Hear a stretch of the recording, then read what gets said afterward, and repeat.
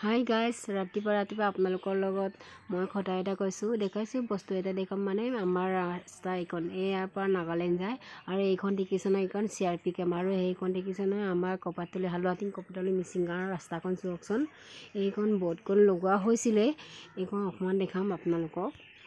এয়া বৰ্ডখন দেখুওৱা হৈছিলে, ৰাস্তা বনোৱা হ'ল বুলি নিউজতো দিয়া হৈছিলে, আমাৰ ৰাস্তাখন ধুনীয়াকৈ বনালে বুলি। এতিয়ালৈকে কিন্তু হোৱা নাই। এইখন দেখিছে নহয় হালুৱাটিং কপাতলি মিচিং গাঁৱৰ ৰাস্তাখন, আৰু একেবাৰে ৰাস্তা বেয়া। এতিয়া খৰালি দিনত অকণমান যাবলৈ পৰা হয় আৰু বাৰিষা টাইমত একদমেই পানী চানী বহুত থাকে।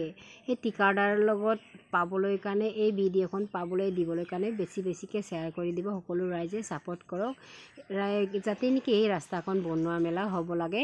গোটেইখিনি আপোনালোকক দেখাইছোঁ, এতিয়ালৈকে বনোৱা হোৱা নাই, সেই গতিকে আপোনালোকৰ আগত মই দেখুৱাইছোঁ ভিডিঅ' বনাই মেলি।